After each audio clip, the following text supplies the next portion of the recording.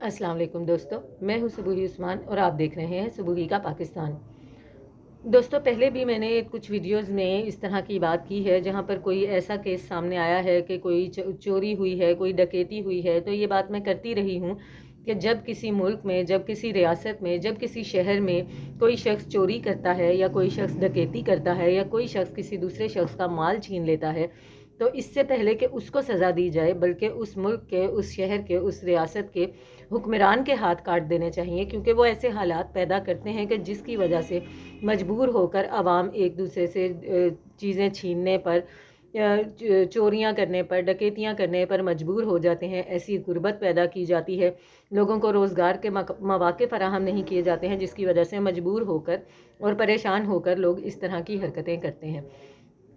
इसी तरह से एक वीडियो आजकल इंटरनेट पर बहुत ज़्यादा वायरल हो रही है। ये वीडियो इराक से है, जहाँ पर के एक माँ जिसका बेटा कत्ल हो जाता है, जिसके बेटे को जो है स्नैचर्स जो हैं बीच सड़क पर कत्ल कर देते हैं, गोली मार देते हैं। जब उसको अदालत में पेश किया जाता है तो वो माँ ना सिर्फ उसको माफ़ कर देती है, बल्कि उस माँ ने क्या कुछ कहा, इसकी तफसील मैं आपको बताती हूँ। वीडियो में ऐसे मनाजिर दिखाए गए हैं जिसको देखकर हर शख्स रो रहा है, बल्कि ये बताया जा रहा है कि जितने लोग अदालत में मौजूद थे वो सब के सब दहाड़े मार मार के रोने लगे और उन्होंने ये कहा कि हमसे ये मंजर बर्दाश्त नहीं हो रहा।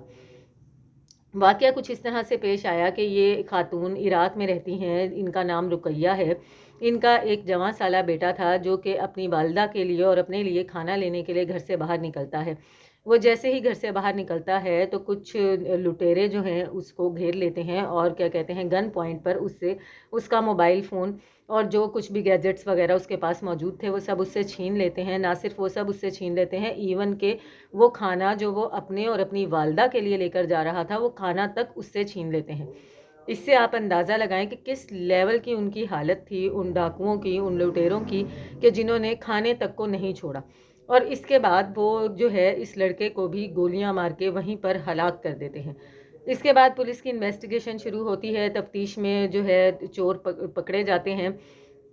ना सिर्फ चोर पकड़े जाते हैं, बल्कि उनके पास जितनी चीज़ें उन्होंने लड़के से ली होती हैं वो तमाम की तमाम भी बरामद कर ली जाती हैं। इसके बाद केस जो है, मुकदमा जो है वो अदालत में पेश किया जाता है। अदालत में जब इस चोर को लाया जाता है तो उसी अदालत में ये औरत जिसका नाम रुकैया है ये भी मौजूद होती है। जब अदालत में ये लड़का पेश किया गया जिसने कि इसके बेटे को कत्ल किया गया था, तो बताने वाले ये कहते हैं कि इस खातून ने, और इस वीडियो में भी दिखाया गया है कि ये खातून अपनी जगह से उठी और उठकर ये इस लड़के के पास पहुंची जो कि इसके बेटे का कातिल था। और वो लड़का एकदम से खौफजदा हो गया, क्योंकि उस लड़के का कहना है कि मुझे यही लगा कि कोई भी माँ हो उसका यही रिएक्शन हो सकता है कि जब उसके बेटे के कातिल उसके सामने आए तो जाहिर है वो उसको अंधाधुंध मारेगी। और उस लड़के को भी ऐसा ही लगा कि अब ये आएगी और ये मेरे मुंह पर थप्पड़ शप्पड़ मारेगी, क्योंकि उस लड़के को एज आ मुजरिम जो है हाथ बांध कर अदालत में पेश किया गया था, उसके हाथ पीछे बंधे हुए थे। और उसको ऐसा लगा कि जिस लड़के को मैंने कत्ल किया है ये उसकी वालदा जो है अब आकर मेरे मुंह पर दो चार थप्पड़ मारेगी, चीखेगी, चिल्लाएगी। लेकिन इसके बरक्स उस खातून ने जो किया उसको देखकर हर आंख अश्कबार हो गई। अदालत में लोग दहाड़े मार मार कर रोने लगे और उनसे ये मंजर बर्दाश्त ना हुआ। ये खातून इस चोर के पास पहुंची और इसने जाकर अपने दोनों बाजू फैलाकर इस चोर को गले लगा लिया।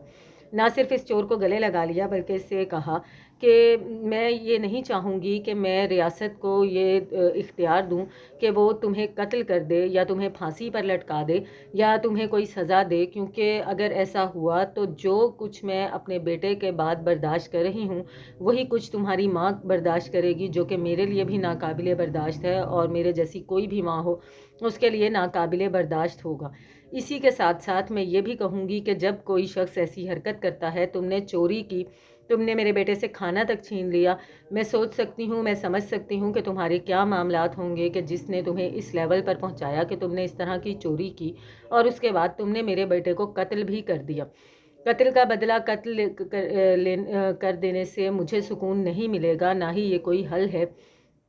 बल्कि रियासत में ऐसे मामलात नहीं होने चाहिए कि जिसकी वजह से कोई चोर इस लेवल तक पहुँचे और वो इस तरह से किसी के घर के चिराग को बुझा दे। ये वो अल्फाज थे कि जिन्होंने हर आंख को रोने पर मजबूर कर दिया। और ये उस औरत का ایک اپنے درد کو کم کرنے کا طریقہ کار تھا، کیونکہ جو درد ہے ایک اولاد کے چھن جانے کا، جوان سالہ بیٹے کے مر جانے کا، اور اچانک سے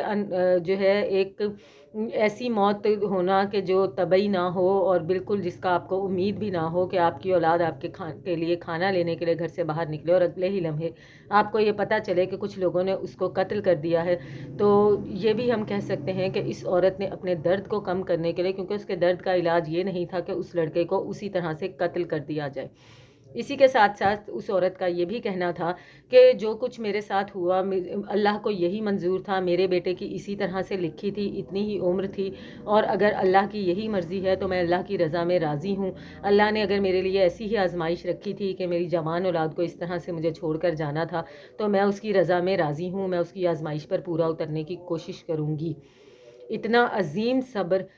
اتنا عظیم حوصلہ کہ جس کو سن کر یقین نہیں آتا کہ ایسا بھی ہو سکتا ہے، دنیا میں کسی عورت کا اتنا بڑا کلیجہ بھی ہو سکتا ہے کہ اپنے کلیجے کے ٹکڑے کو اپنی آنکھوں کے سامنے قتل ہوتا دیکھ کر اور اس قاتل کے سامنے آ جانے کے بعد اس کو اس طرح سے معاف کر دینا۔ اس عورت نے اس لڑکے کو معاف کر دیا، بلکہ عدالت سے ریکویسٹ کی کہ اس کو کسی قسم کی سزا نہ دی جائے،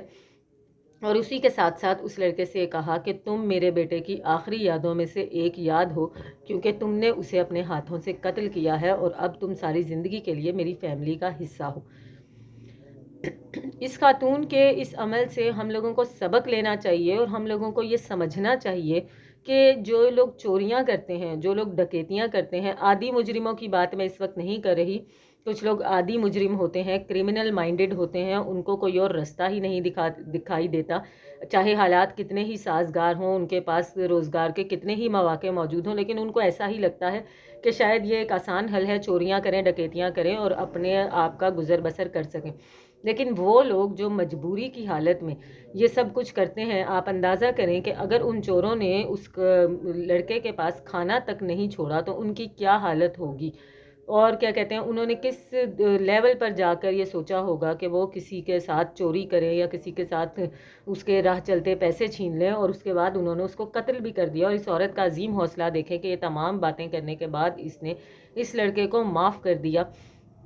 نہ صرف معاف کر دیا بلکہ ان حکمرانوں کے لیے ایک مثال رقم کی کہ جو یہ سمجھتے ہیں کہ یہ کرمنل مائنڈڈ ہی ایک خاص قسم کے لوگ ہوتے ہیں، جو ڈکیتیاں کرتے ہیں، جو چوریاں کرتے ہیں، جو یہ بھول جاتے ہیں کہ یہ اپنے ریاست میں اپنی عوام کے اندر ایسی مشکلات پیدا کر رہے ہیں، ایسی پریشانیاں پیدا کر رہے ہیں کہ جب ان کے پاس کوئی چارہ نہیں رہ جاتا سوائے چھینا جھپٹی کے، جب ان کے پاس کوئی چارہ نہیں رہ جاتا سوائے وارداتوں کے۔ یہ ایک لمحہ فکریہ ہے، اس خاتون نے ایک مثال رقم کی ہے، اور اس ویڈیو نے ہر دل کو چیر کے رکھ دیا ہے، اور اس عورت کے عظیم حوصلے کو میں سلام پیش کرتی ہوں، اور اس نے جتنی بڑی قربانی دی ہے اور جس طرح یہ اللہ پاک کی آزمائش پر پوری اتری ہے، یقیناً یہ خاتون جنتی ہے۔ آپ کی اس ویڈیو کے بارے میں کیا رائے ہے مجھے ضرور بتائیے گا۔ ملتی ہوں آپ سے اپنی اگلی ویڈیو میں، تب تک کے لیے اللہ حافظ۔